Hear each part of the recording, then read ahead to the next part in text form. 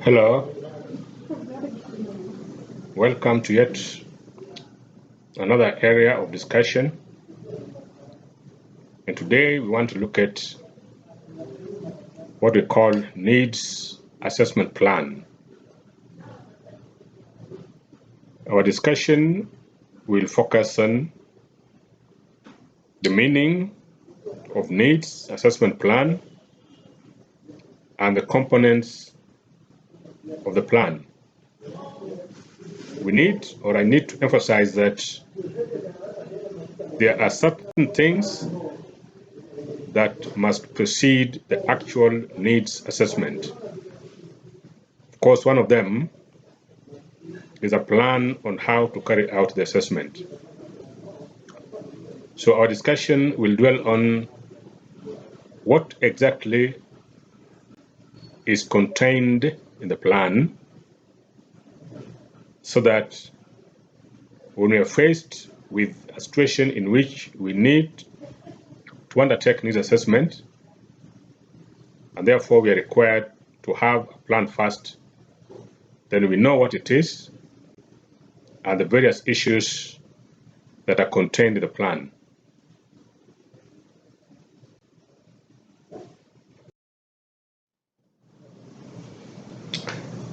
We want to understand an assessment plan as a document that outlines the steps and actions that are required to accomplish the needs assessment. The purpose of the assessment plan is largely to identify the objectives of the assessment, the activities to be undertaken during the assessment, and also the methodologies to be used in collecting data and information. An assessment plan also clarifies the stakeholders to be engaged during the assessment, the modalities to be used in the mobilization of these stakeholders, as well as the criteria to be employed when identifying what is considered a need, and therefore that which is included as a need. It is important to recognize that a community might be faced by so many issues. Some of them indeed can be a need, but others could just be manifestations of other needs.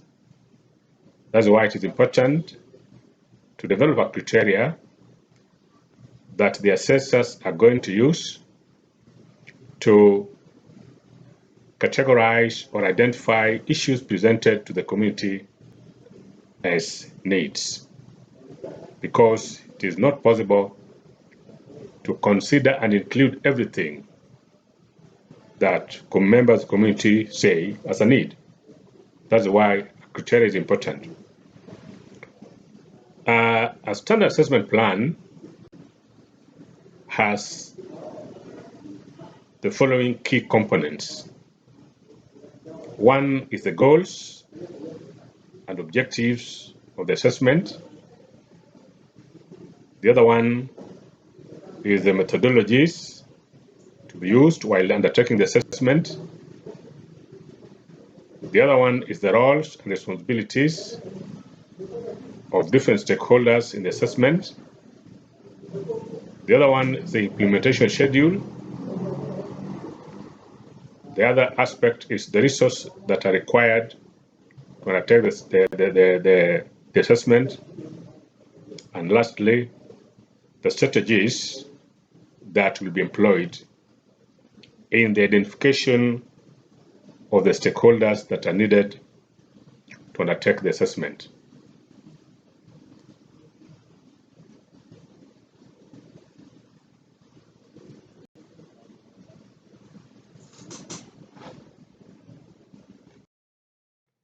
Let's begin by objectives as one of the components of the assessment or the issues that are included in the needs assessment.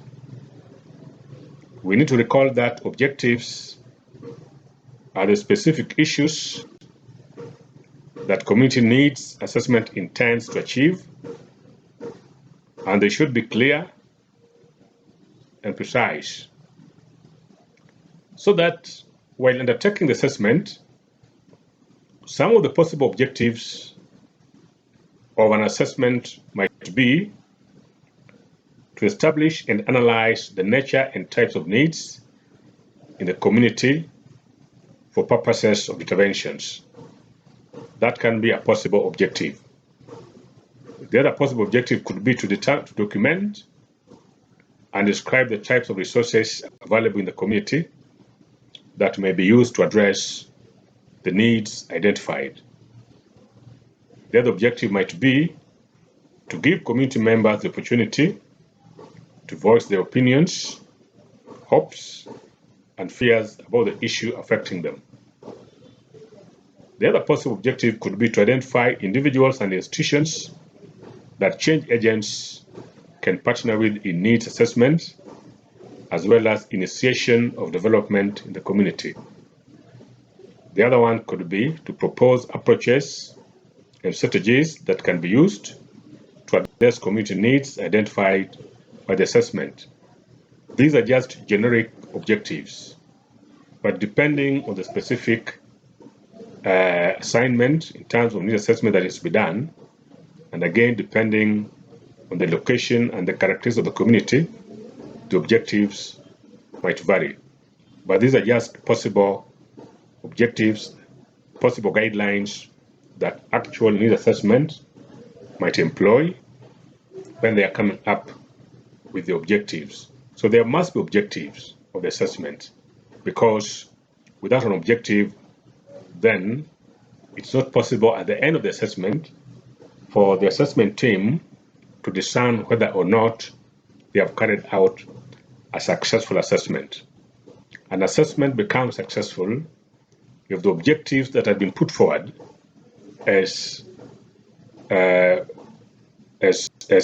of the assessment are accomplished, so that it offers a clear picture about what was done and whether the issues that were sought to be established were actually established.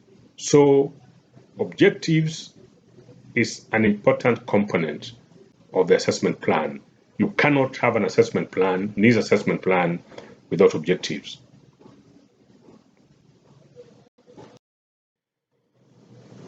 The other component of an assessment plan, or another issue that must be included in the assessment plan, is the required data or the information. It must be clear at the beginning or before the assessment is done to the team undertaking the assessment about the kind of data or information that they want.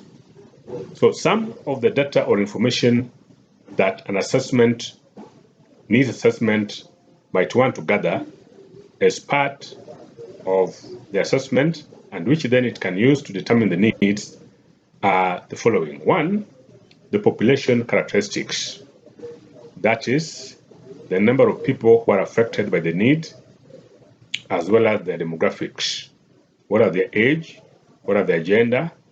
What are their level of education, among others? It is important to know how many people are affected by the need. That will help in terms of how big or small the interventions are. The other issue that the other data that is likely to be collected while undertaking needs assessment is data on the needs. That is, assessment should establish the current and desired status of the community. What is the current situation, and where would the community wish to be? Therefore, the assessment should also obtain data on the number of people affected by the need. That is, how many people have been affected by the need, the duration the community has experienced the need. That is, how long has a given problem, if it is, say, insecurity is a need, how long has that been a problem in that particular community. The other issue that must also come out with regard to the needs, or rather information on the need, is also the strategies or intervention that have been employed in the past in effort to address the need. Because it is important that there could be a need in the community, and it might not be the first time that that need is there. The need could have been there before, and certain efforts might have been used before. So it is important to see what kind of efforts have been there, what were they able to achieve, and what problems did they face that probably made them not achieve much. So the data on the needs is also very necessary. The other data that is collected during the assessment is data relating to resources. That is, needs should also provide data on resources available in the community. They could be physical resources, land, such as land. They could be human capital, that is the skills that's available within the community, the social capital, that is the networks and the commonality and unity that members of the community have and which can be utilized when addressing their issues. So the resources must be also documented. That data is important because at the end of the day, resources will be required to be used in the interventions or in addressing the needs that have been identified. The other thing or the other data that might be required, that might be collected, is data on organizations and institutions. That is, what kind of organizations exist in that particular community. Do we have community groups? Are there NGOs? Are there professional groups? And even community activists that exist on the ground? This is important because some of them perhaps have tried to voice the plight of the community authorities. Some of them might have been part of the previous interventions that have been employed to address the needs, and therefore they become important. And therefore they need to be documented and their opinion sought in terms of identifying the need. So organization and institutions is also an area whose data becomes necessary for collection. The other data that might be required is data relating to risks or obstacles that any intervention in terms of addressing the needs that are identified might face.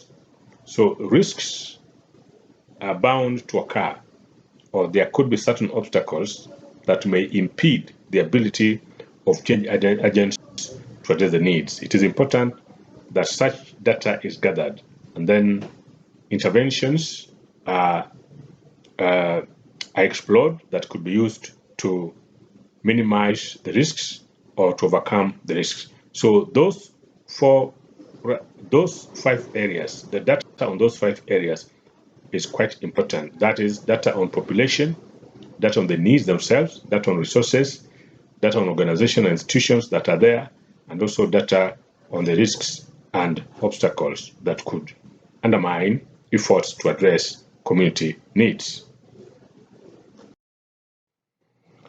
The other area that is covered in the assessment plan is the issue to deal with the target group. That is, who is the target group? Who are the people that the needs assessment would wish to seek their opinions in their effort to understand the kind of needs that exist in the community? So again, this one might be some of the following, could be some of the groups that the needs assessment team might want to engage in their effort to document and understand the issues that are facing the community, which then constitutes the need. One of them is that those experiencing the needs, that is, members of the community that are experiencing the needs, they become important because they better understand how they're affected by the needs, and therefore their opinion and views must be clearly sought and documented, because without them then there would be no need for intervention. The other group that becomes important when need assessment is being undertaken are the change agents. That is, the individuals and organizations with a deep understanding of the community and a strong connection with the population they serve. This could be self-help groups, they could be NGOs, they could be government, department, among others. They also become important because the kind of effort they are put in place cannot be overlooked, and therefore their views might help in terms of appreciating the extent of the need or the extent of the problem facing the community, the efforts that have been put in place, and even more importantly, the possible obstacles that have been faced when addressing the needs of the community. So they become quite important when need assessment is being undertaken. The other target group that becomes important is elected and appointed government officials who can help or hinder community change. We need to know that some government officials their participation could enhance the interventions that later on are going to be employed to address the needs of the community, but others could also be an obstacle, and therefore it is important also that their views are sought. The other group are also influential people, and these could be various, such as local professionals, religious leaders, retired civil servants, youth leaders, community activists, among others. This is because they are known to be people of intelligence, integrity, and goodwill who care about the community. So influential individuals, both in their official and individual capacity, becomes quite important when we are looking at the type of people to be engaged. The last group is the people whose jobs or lives should be affected by the eventual actions taken as a result of such. For instance, teachers, farmers, traders, among others. It should be noted that there are people who may not directly experience the need, but the interventions or the change that come might affect them, either positively or negatively. Therefore, such people also become important. Their views also need to be sought so that when a needs assessment report comes out, it is one that encompasses all views, not necessarily one component of the target group. So those are some of the target groups that can be needs assessment team may focus on when they are undertaking their assessment. An assessment plan must also have a section on the methodology, that is, how it intends to gather information and data that it needs to analyze and therefore to come up with the needs that are affecting the community. So some of the methodologies that be employed are the following. One, review and analysis of existing literature. Such literature may include census reports, such as those that are undertaken by the government after every 10 years, county strategic plans, academic researches, NGOs projects, implementation reports. All these are literature that are available. When we go through them, when we review them and analyze them, they can tell us something about the needs of the community. The other methodology that could be used is listening sessions and public forums. And this one are used to establish communities' perspectives on local issues from small and large audiences from diverse backgrounds. It's akin to what we call community meetings. Actually, they're achieved through community meetings. So that also becomes an important avenue or an important methodology of getting data information that goes into the needs assessment. The other methodology would be interviews and focus groups, and these are conducted with either individuals or groups and involve specific questions being directed to participants. So interviews and focus groups is yet another method that the needs assessment team could employ to gather information and data that would help them to appreciate the kind of needs the community is facing. The other method is observation, and this involves observation of activities, physical resources, infrastructure, among other things in the community. Activities could be economic activities, such as farming, businesses, among others. Physical resources could be water bodies, land, forests, among others, and even infrastructure, road network, availability of piped water, availability of telephone services, electricity services, among others. These are infrastructure. They have a dimension to development. The other method is surveys, which involves developing a set of questions on issues of interest, which are then administered to the respondents by email, posts, or physically. The last method that can be employed is what we call asset mapping or inventory, and this focuses on the strength of the community rather than the areas that need empowerment. So when you talk about assets, basically you take inventory of the kind of assets that exist in the community.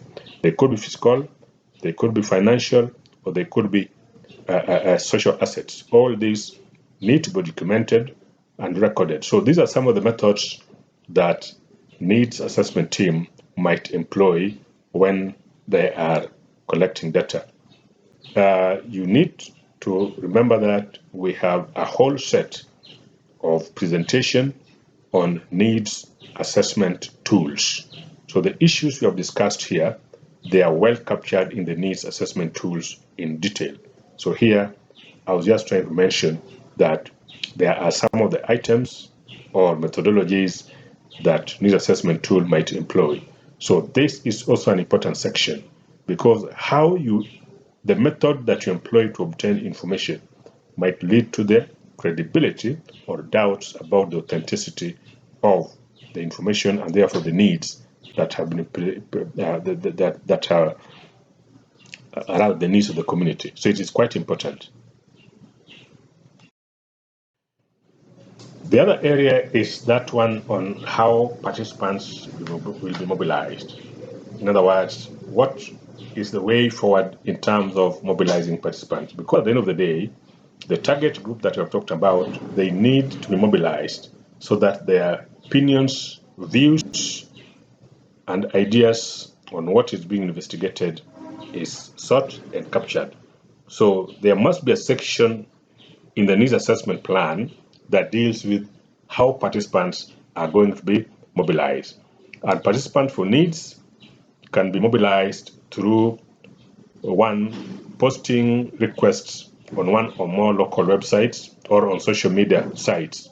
This could be Facebook, Twitter, among others.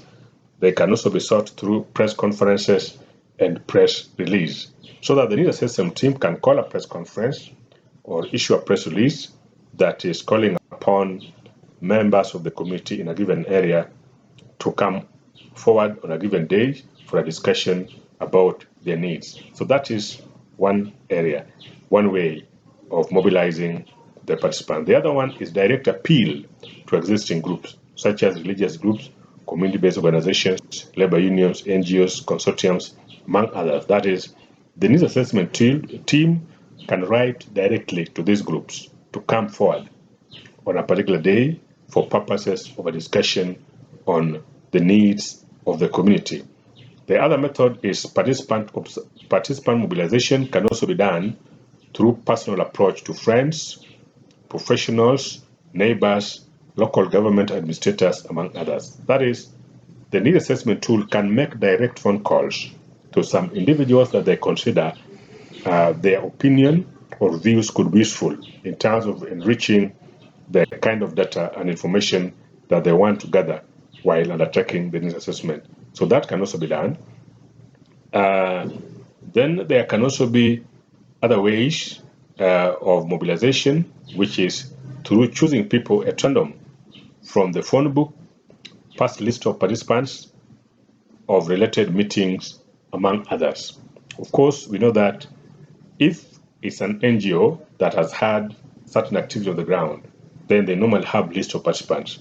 Sometimes you can go back to the list and see and just invite people randomly to come forward on a particular day, assemble in a particular place, and then their views are sought. The last method that can also be used to mobilize participants is through putting up posters and flyers in public places, such as supermarkets, public notice boards, churches, among others, as a means of appealing to people to come forward to the meetings and then deliberate on matters that are affecting them. So this is also an important area, because if the way through people are mobilized is not properly done, then the attendance would be poor. And again, complaints might arise later, or the report of the needs assessment might be rejected by people who feel that they were not adequately engaged in the identification of the needs. So it is important that several methods are employed to mobilize people. All these methods can be employed to mobilize participants. I want again to emphasize that no one particular method is adequate in terms of mobilization, and therefore 3 or 4 methods can be used concurrently, because there are some that are useful when you want to mobilize professionals, when you want to mobilize elected leaders, when you want to mobilize government officials, but others might be more important, might be more useful and effective when you want to mobilize the general population. So it becomes quite important that different methods are employed.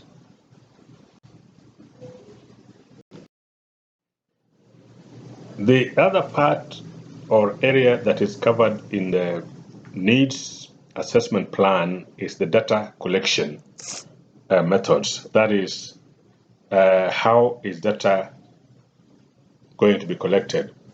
And this involves the kinds of preparations that should precede needs assessment. What is it that needs to be prepared before the actual fieldwork of needs assessment is undertaken?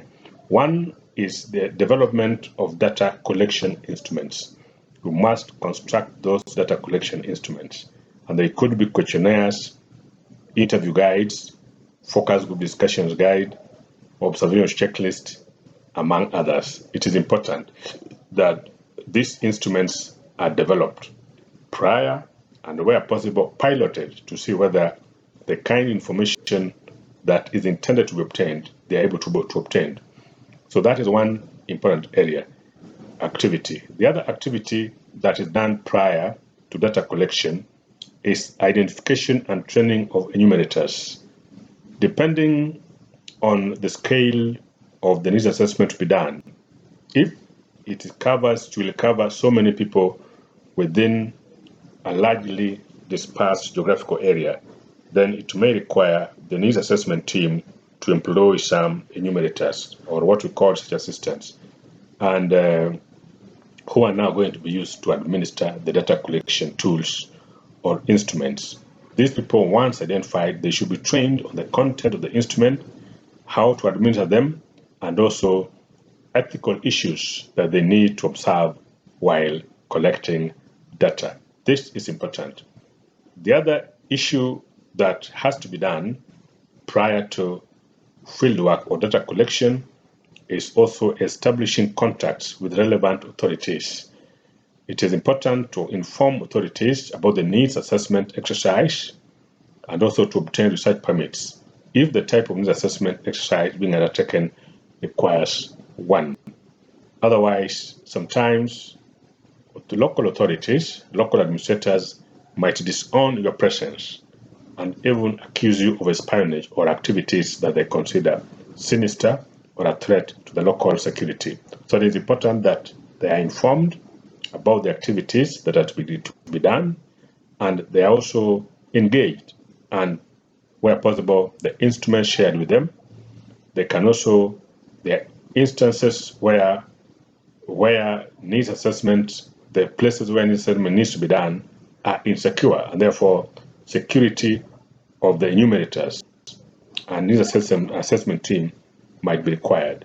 And the only people that can do so is the authority. So that's why establishing contacts with the relevant authorities becomes essential prior to the actual field work. The other thing that needs to be done is selection of meeting venues. Like that is, where will meetings be conducted, especially if it is meetings that require large gathering like community meetings. Then the venue should be accessible, spacious, well lit, secure, well ventilated, and permits and it also permits the use of appropriate gadgets. There are instances where projectors and other things may need to be used. And if that's the case, then the availability of power or electricity becomes quite important. So the venue must meet the requirements of a good meeting, and its access, spaciousness, among others, should be established before the actual meeting. Otherwise, crowding individuals in a small, poorly lit room can obstruct their participation and in the process, the delivery of information that they intended to give to the assessors. Other activities that are done in preparation for data collection are recruitment of participants. That is, the people who are going to participate, they have to be recruited, or what we call mobilization earlier, and arrangement of logistics and related services. Logistics could be their transport, their accommodation, among others. This becomes important because if not done properly, then the success of these meetings could be in jeopardy.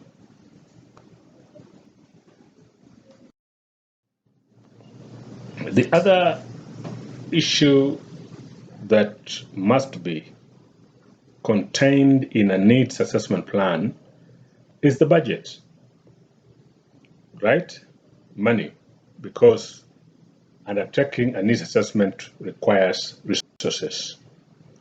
So there must be estimated cost of implementing the activities that have been proposed in the plan.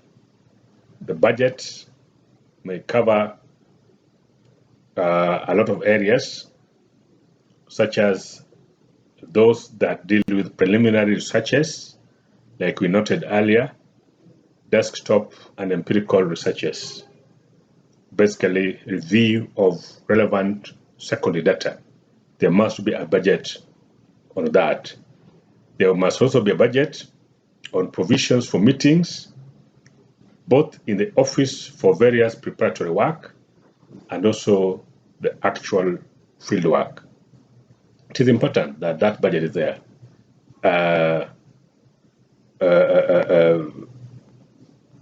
Accommodation, among other things, need to be budgeted for.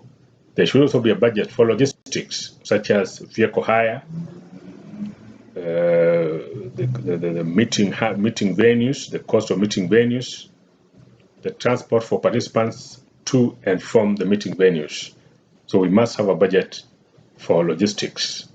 The other area where budget should have is the budget on meals and refreshments during meetings and field work.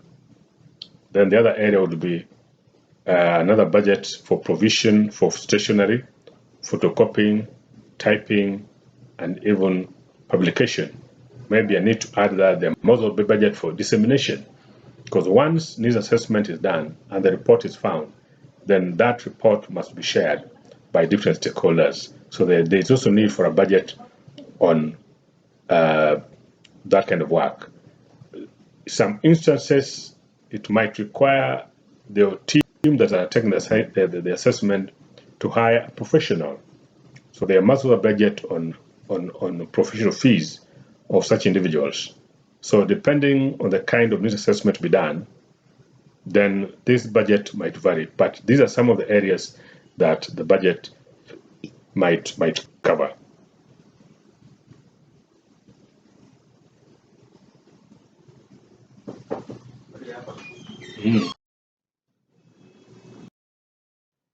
The other section the last section or the component of an assessment tool is that one that deals with the report. Once the needs assessment has been done, a report of that assessment has to be given out. Now, here is a general guideline. It may not strictly be take this format, but these are some of the issues, some of the areas that an ideal assessment report should take. The first part is executive summary. In this section of the summary, it is basically a summary of the entire report, which is presented in about 1 to 2 pages. So the entire report, you must provide a summary of the entire report in about 1 to 2 pages. There could be people who want to have a very fast glance of what's the report, and therefore the summary becomes important for such individuals. Then there's a section that deals with the introduction and justification of the report. Here, the assessment team provides the background to the assessment and some explanation of the needs or of why the needs assessment needs to be done, the significance of undertaking that needs assessment. Then there's a section on the methodology that were used, the methods that were used in collecting data. Basically, the methods used in gathering information and data and their stability is what is presented in the methodology section of the report. Then there's a section that deals with the results and key findings of the assessment.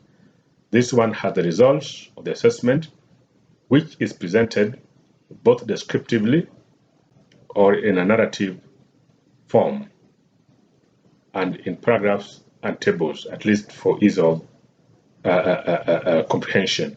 So the results section, you are providing the results and what you have been found in terms of the assessment. Actually, this is the most important part of the report. Then there's a section of the report that deals with the recommendation.